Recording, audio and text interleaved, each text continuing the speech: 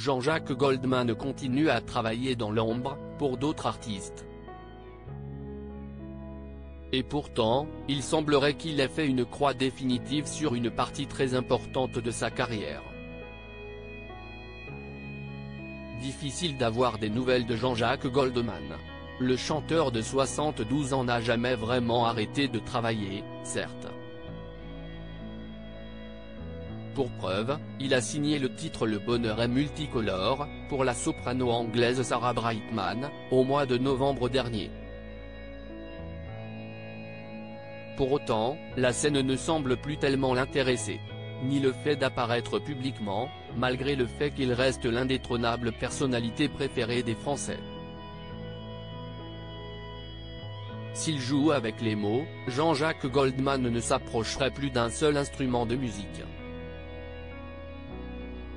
Si est ce quoi sur Vianney, interrogé à propos d'une fin anticipée de sa carrière, il a déjà arrêté les tournées pour pouvoir voir son fils Edgar grandir, comme l'a fait son confrère. Je ne sais pas. On n'a tellement pas la même carrière que je n'arrive pas à me projeter, explique-t-il dans les colonnes de T-Mag. Il m'a dit qu'il ne touchait même plus un piano ou une guitare. Pour moi, ce serait impossible à imaginer. J'écris et je compose tout le temps. En revanche, le retrait médiatique, je sais que ça m'arrivera. Jean-Jacques Goldman, sa nouvelle vie entre Londres et Marseille. Le retrait médiatique est effectivement un choix que Jean-Jacques Goldman a fait il y a plusieurs années. L'interprète de Je te donne partage désormais sa vie entre la France et l'Angleterre. En nos frontières, il est un Marseillais d'adoption installé en la cité phocéenne, à Plan de Cuques d'abord, dans le quartier du Roucas Blanc ensuite.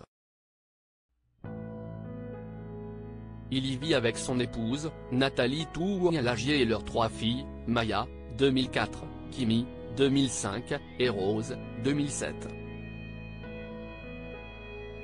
Père de 3 autres enfants, dont le célèbre directeur de la Star Academy Michael Goldman, il a rencontré sa partenaire alors qu'elle assistait à l'un de ses concerts et qu'elle se trouvait au premier rang.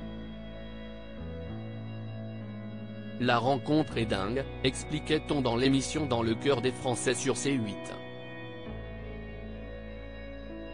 De là va naître une histoire, puis une relation, puis un mariage. Retrouvez l'interview de Vianney dans T-Mag du 9 février 2024.